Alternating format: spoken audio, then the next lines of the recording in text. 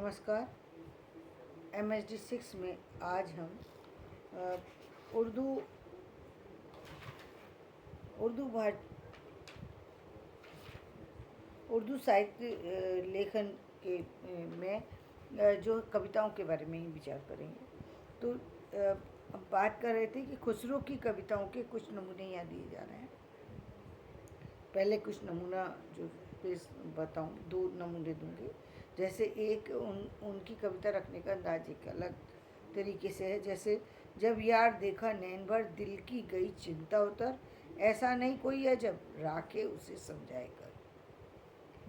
और दूसरा उन्होंने पहेली जिस तरह से प्रस्तुत किए, एक नार ने अचरज किया सांप मार पिंजड़े में दिया, जो जो सांप ताल को खाए सूखे ताल सांप मर जाए। यानी दिया बाती का उदाहरण जो है उन्होंने पहेली के रूप में इस तरह प्रस्तुत किया। तो ये उनकी एक कला थी जो वो एक अनूठे ढंग से कविताओं को रखते थे।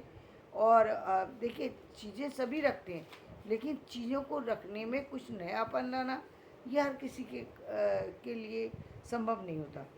तो अमीर खुसरो ने वही किया। दूसरी उन्होंने जो है, जैसा कि मैंने बताया कि वहाँ की मूल भाषा के साथ उर्दू और उन शब्दों का प्रयोग किया है, उर्दू फारसी अरबी का। हम अमीर खुसरो द्वारा दी गई भाषा हिंदुई से हिंदी भाषा का इतिहास आरंभ मानने में किसी प्रकार का संकोच नहीं करते।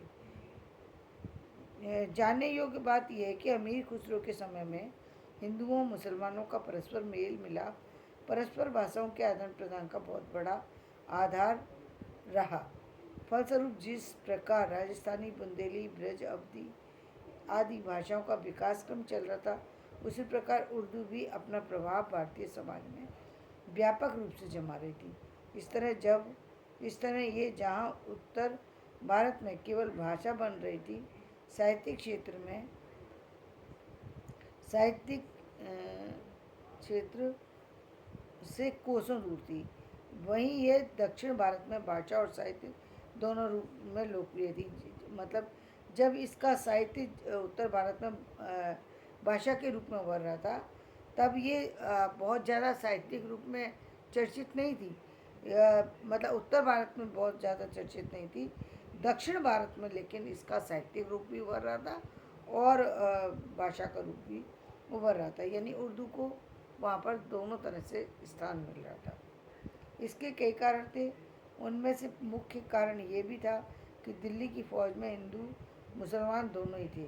दूसरी बात ये कि उस समय राजभाषा फारसी से जैसे ये अनभिज्ञ थे, वैसे ही वहाँ की बहुप्रचलित धर्मभाषा संस्कृत के ज्ञान से बहुत दूर थे।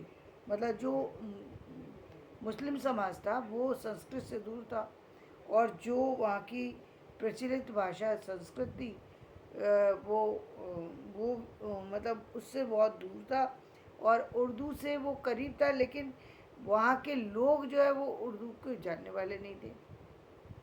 वो या फिर वो फारसी जो लोग थे वो फारसी के फारस से जो मुसलमान आए थे वो फारसी जानने वाले थे, उर्दू का वो कम प्रयोग करते थे। अतः उनके व्यवहार की भाषा अरबी, फारसी और संस्कृत के शब्दों की मिश्रित बोलचाल की भाषा थी। वह खड़ी बोली ही थी। उस पर सहज रूप से पंजाबी, हरियाणवी और ब्रज का स्पष्ट प्रभाव दिखाई देता है।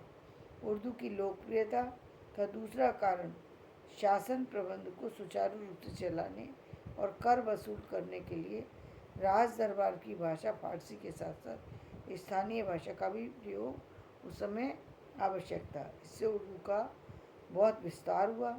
उर्दू भाषा और साहित्य का फैलाव दक्षिण और गुजरात में जितना अपेक्षित था उससे कहीं ज़्यादा हुआ। उत्तर भारत की पंजाबी, राजस्थानी, हरियाणवी, ब्रजभाषा, अवधी, बुंदेली आदि भाषाएं वो भी अनूठे साहित्य के रूप में उभरने लगी। इस तरीके से एक नवीन भाषा उर्दू के रूप में निर्मित हो रही थी। तो कल हम इससे आगे की चर्चा करेंगे। आज का वीडियो यहीं समाप्त करते हैं। मेरा वीडियो पसंद आए लाइक करें, शेयर करें, सब्सक्राइब